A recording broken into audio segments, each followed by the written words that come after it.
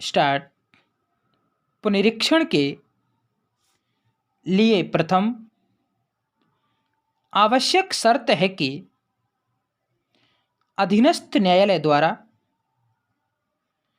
मामले का विनिश्चय होना चाहिए। पूर्णविराम। यहाँ प्रयुक्त मामला शब्द का प्रयोग विस्तृत अर्थों में किया गया है और उसमें वाद के अतिरिक्त दीवानी कार्रवाइयाँ भी सम्मिलित हैं। पूर्णविराम। इसके अंतर्गत न केवल संपूर्ण दीवानी कार्यवाही बल्कि दीवानी कार्यवाही का एक अंग भी आता है और इस आधार पर उच्चतम न्यायालय ने मेजर खन्ना बनाम नामक वाद में अभिनिर्धारित किया कि धारा 115 अंतर्वर्ती आदेश पर भी लागू होती है। पूर्णविराम। उच्चतम न्यायालय ने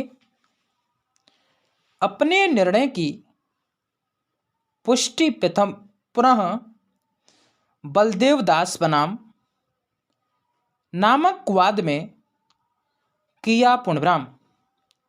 उच्चतम न्यायालय ने अभिनिर्धारित किया कि मामला शब्द का अभिप्राय सीमित नहीं है,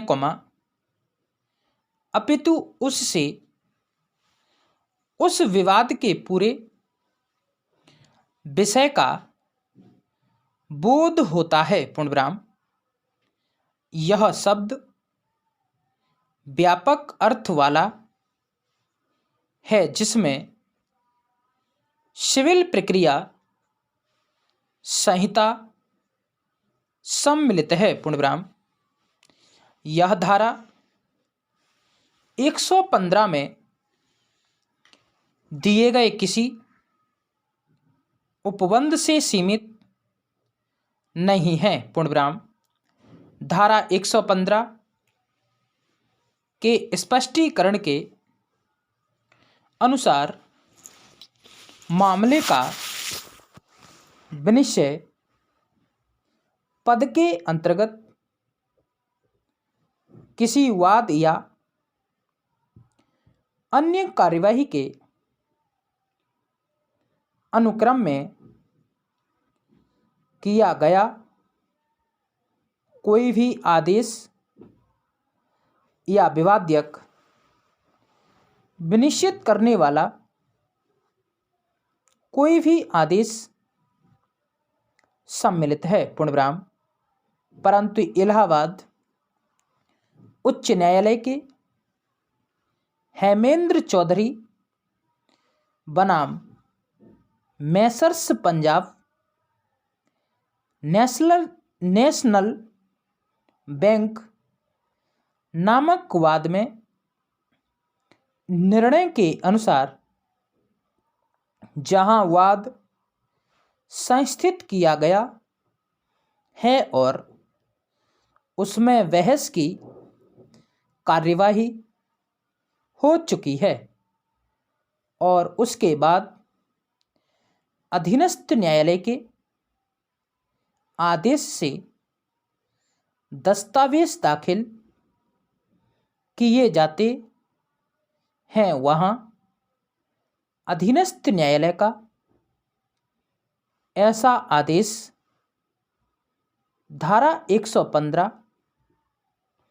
के अंतर्गत मामले का विनिश्चय नहीं माना जाएगा और ऐसे आदेश के विरुद्ध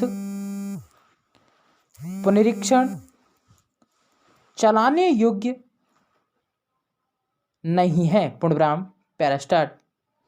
जहां एक कंपनी के पुनर्वास के लिए एक योजना तैयार की गई, आदेश उस रीति को प्रतिपादित करता है जिसके अनुसार उस योजना को क्रियान्वित किया जाए,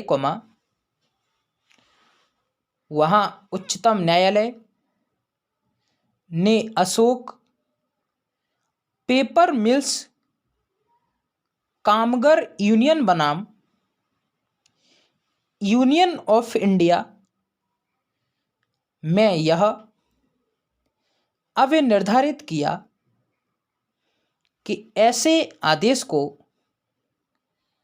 अंतर्वर्ती आदेश नहीं माना जा सकता, पूर्णविराम। जहां शपथ पत्र देने की प्रति परीक्षा के लिए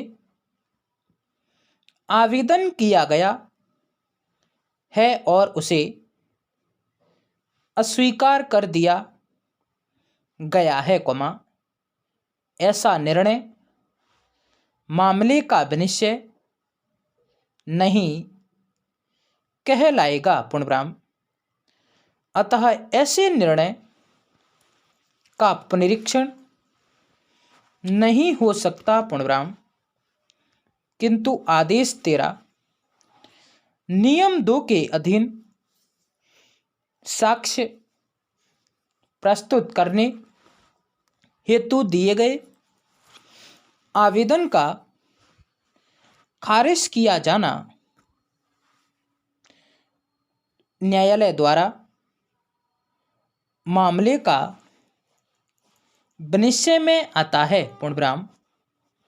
एक उच्च न्यायालय पुनरीक्षण के अधिकार का प्रयोग तब तक नहीं कर सकता है जब तक कि वह न्यायालय उस उच्च न्यायालय का अधीनस्थ न्यायालय न हो, पूर्णविराम। न्यायालय से तात्पर्य दीवानी अधिकारिता रखने वाले न्यायालय से है, जिसके अंतर्गत प्रशासनिक हैसियत से कार्य करने वाला व्यक्ति नहीं आता। उदाहरण के लिए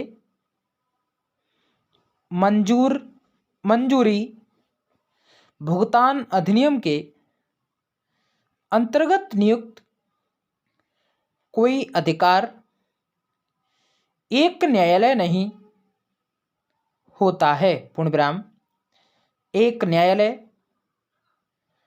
उच्च न्यायालय का अधीनस्थ न्यायालय होगा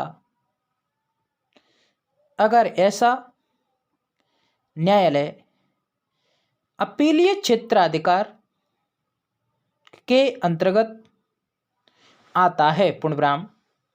ध्यान रहे, मोटर व्हीकल्स अधिनियम 1939 के अंतर्गत गठित दावों संबंधी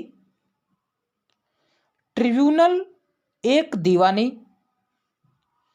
न्यायालय नहीं है, पूर्णविराम। अतः वह उच्च न्यायालय की पुनरीक्षण संबंधी अधिकारिता के अंतर्गत नहीं आता है, पूर्णविराम।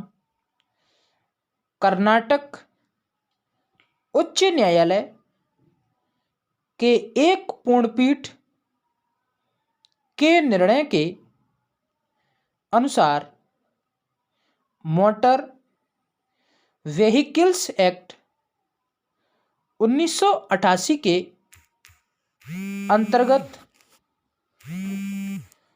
गणित मोटर एक्सीडेंट है। स्टॉप।